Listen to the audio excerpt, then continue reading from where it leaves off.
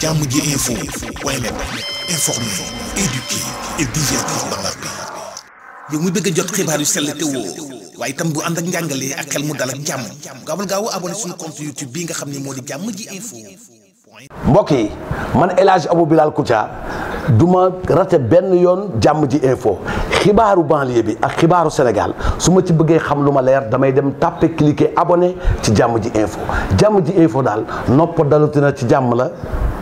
nopp dalatina ci jàmm bët gis jàmm nopp dégg jàmm gémmiñ wax jàmm ci Jammji info nga koy amee abonné leen pour xam lan mooy xew ci seen réew ci jàmm fitna sax dañ koy nëbb jàmmal ko ba ñëpp am jàmm. Habib Tounkara leneen nit loo xam ne bëgg nañ ko waxtaanee ba léegi rek jëm ci li nga xam ne mooy doxinu réew mi muy nag mbirum agriculture. mbéy xam nga nekk na loo xam ne am na solo lool ci ab réew lu yàggul dara rek gis nañ autorité sénégalais annoncé en tout cas ab arrêt ñuy dakkal li nga xam ne moom mooy exportation bu soble ak li nga xam ne tam moom mooy pomme de terre d'abord tey ana nan nga gisee li nga xam ne moom mooy décision boobu ak it tey nan lañ mën a def ba asseoir en tout cas benn agriculture benn élevage boo xam ne dina jur njëriñ mais it mu bañ a yem rek en tout cas ci mbéy ñu jaay ko mais à côté ñu mën a def loo xam ne ab industrialisation lay doon boo xam ne nag kon dina am en tout cas beneen aspect beneen lu mu gën a jur ci njëriñ ci wàllum économie. waaw léegi benn affaire dafa am Sénégal 1960 la ñu am indépendance mais en 1960 ba ñu départ Sénégal agriculture am tubaab fa kàll dama nañ ba nga xam ne li mu daan bay ci gerte. moo ko ëppale woon dans le monde entier industrialisation ba fi nekkoon les années 60 les années 70 ba année 80 ba même 83 boo ubbee livre géographie yi fi nekkoon programme bi dañu leen naan l'industrie sénégalaise est la plus développée en Afrique occidentale te pourtant Nigéria mi ngi woon à côté il y avait le Ghana à côté il y avait la Côte d'Ivoire à côté mais aujourd'hui tey ak ni réew mi delloo gannaaw en matière de politique industrielle en matière de relance de l'économie industrielle en matière de planification industrielle aussi dañoo dellu ginnaaw bu baax a baax a baax parce que bu ñu xoolee temps bi nga xamante ni industrie sénégalaise moo fi dominé dara daawoon ko jéggaani lépp fi lañ ko daan defaree moo xam ci côté agriculture la moo xam transformation la moo xam boo ñëwee ci côté lu mel ni Sotiba Simpafric yére yi moo xam lu mel ni Sodefitex avec culture coton bi boo demee moo xam ci yeneen industrie yi nga xamante ni agroalimentaire la boo xam ba boo xamee tey ba ci service bu mel ni Bata à l'époque naam privé la woon mais daan na fi def lu mucc ayib loo xam ne ci wàllum dàll loolu kenn du ko natable te loolu tey amatul Bata tëj na te pourtant Bata un Canadien moo ko moom bu ñu doon naan Jean Bata kooku yor ay industrie dans le monde entier mais Bata ni ñu dem ba saboté ko ba mu tëj ak lu mel ni Sotiba Simpafric ak yeneen loolu dafa jéggi dayoo ba noppi dafa am lu bees lu xew parce que fan yi passé le directeur général de la Sonacos ñu naan ko monsieur Niane Diagne indi na lu bees loo xam ni moi Mohamed El Habib Tounkara c'est le consultant qui parle c'est le candidat de Calais qui parle à l'élection présidentielle 2024 alors je lui nomme le meilleur directeur général de la République du Sénégal bu fekkente ni 200 DG ñoo fi nekk il est le meilleur. Pourquoi? Parce que ba gouvernement sortant bi di dem y avait que 200 DG ñii nag xaw ma ndax yokk nañ ko am yokkuñ ko. Pourquoi mu nekk le meilleur DG? Parce que il a montré ses preuves au peuple sénégalais preuves yi ci naka parce que industrie c'est quelque chose boo xam ni il faut avoir une certaine dimension intellectuelle, une certaine dimension en matière de culture industrielle, une certaine dimension en matière de comptabilité analytique industrielle. C'est différent de la comptabilité générale ni de la comptabilité matière. loolu da ngay dégg comptabilité industrielle pour nga mu dugg ci industrie pour defar ko ba industrie bi mën a dox parce que Sonacos toog na plusieurs années yoo xam ni dawul man sabotage laa ko mun tuddee. Côté boobu encore c'est le cadre en génie mécanique et conception industrielle qui parle. C'est le professionnel en fabrication des pièces mécaniques qui parle, avec beaucoup d'expérience dans le domaine industriel, étant conseiller dans les questions de développement, les questions stratégiques.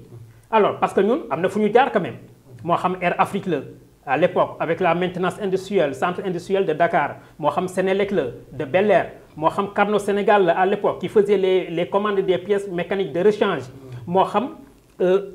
Sotrac la à l'époque Sotrac moo tax tey Ablaye Wade ñëw fekk ko fi en 2000 ba mën a créer Dem Dikk muy dem ba tey am Dem Dikk Sénégal Dem Dikk Afrique avec Dem Dikk Dakar. alors donc yooyu bu ñu fi duggee leneen la donc loolu moo tax DG bi ma nommé ko le meilleur DG. ba pare bi muy ñëw Sonacos man bokk li ma ko mun tuddee en tant que cadre en génie mécanique du professionnel dans le sens de la fabrication des pièces mécaniques il y avait du sabotage il faut le dire il faut oser le dire. alors sabotage boobu ñi ko defoon ci dans le gouvernement passé dafa am loo xam ne yow si tu n'es pas un industriel renommé mënoo ko xam dafa am loo xam ni comptabilité matière du ko gis am loo xam ni comptabilité générale du ko gis lu koy gis la comptabilité analytique industrielle moo koy gis te kooku ci terrain bi nga koy gisee. parce que la preuve ba muy démarrer ñu bari neewoon nañ ko tu ne vas pas réussir quel manque de citoyenneté. parce que machine yoo xam ne daw na ay at machine yoo xam ne mi ngi daw pendant 50 ans plutôt voire 60 ans yooyu yëpp ñu ñëw innover ko remplacer li ñu ci war a remplacer ba muy dawaat di produire à créer encore plus de 2000 emplois ubbi ay usines feneen alors donc tegaat ko ci raay boo xam ne y a de l'espoir kooku li mu def kenn mësu ko def au niveau du Sénégal moo tax ma ni je le nomme meilleur DG. da ngaa gis ne innovation boobu peut-être dañ ko war a indi ci yeneen direction yi wala yooyu. parce que gën a industrialiser réew mi wala. innovation boobu c'est une innovation technologique de taille industrielle pour relance de l'industrie sénégalaise pour la planification industrielle cette planification industrielle boo ko amulee mënoo dem fenn stratégie industrielle boo ko amulee mënoo dem fenn. alors parce que un Sénégalais tey bu toogee ba naan moroomu Sénégalais tu n'es pas ambitieux c'est autre chose bu toogee ba naan ko tu ne vas pas réussir c'est autre chose parce que pour la première fois depuis l'âge de 6 ans ba tey ma dégg un DG dans le monde entier toog ñu ne ko loo soxla mu ne j'ai pas besoin de subvention de l'État du Sénégal parce que xaalis boo ko jëlee xaalis kenn du ko bay xaalis kenn du ko witi ci garab c'est l'argent du contribuable xaalis bi dafa am noo ko war a gérer indi ko ci contexte bi nga xamante ni moom la entreprise bi laaj te loolu def na ko y a des résultats yoo xam ne kenn mësu ko xalaat moo tax ñu félicité ko mais man je le nomme meilleur DG de l'année sinon sax ma ni meilleur DG des 5 ans yi di ñëw parce que li mu def man xam naa ko waaw étant homme d'industrie am ci expérience xam naka la ñu gars yi di saboter industrie alors am ci culture boo xam ni tubaar fakal la moo tax ma nommé ko le meilleur DG. kon daal yeneen DG yi nekk ci yeneen direction war nañ mën a roy ci moom pour. c'est un modèle à suivre. ok monsieur Diagne c'est un modèle à suivre bon man mosuma ko xam. mais ma di ko nuyu au passage. mosuma ko xam mais d'après bi ma gisee man li mu réalisé. laa xam ni que il est le meilleur DG. parce que loolu li mu def nii mosul am ku ko def au Sénégal ah. parce que ñun yàgg nañu di suivre moo xam industrie moo xam chemin de fer la moo xam Air Afrique la. li ko daaneel fa la ñu fekk. Ablaye Wade ba Abdou Diouf ne général bi passe ma téléphone bi ba mu yëkkatee combiné bi di wax ak Abdoulaye Wade j'étais au CID centre industriel pour le développement ici à Dakar Yoff avion bi fi mës a jaar fañ la xoolee diagnostiqué lan mooy panne bi et cetera alors donc ba ko Abdoulaye Wade di Abdou Diouf di félicité foofu la ma fekk donc ñun sur place li daaneel Air Afrique suñu kanam la suñuy bët suñuy gët xam nañu lan la Sotrac bi Dem Dikk Sotrac bu ñu deful woon li ñuy def en matière de planification industrielle ak d'économie industrielle kon Abdoulaye Wade tey du mën a ñëw bay créer Dakar Dem Dikk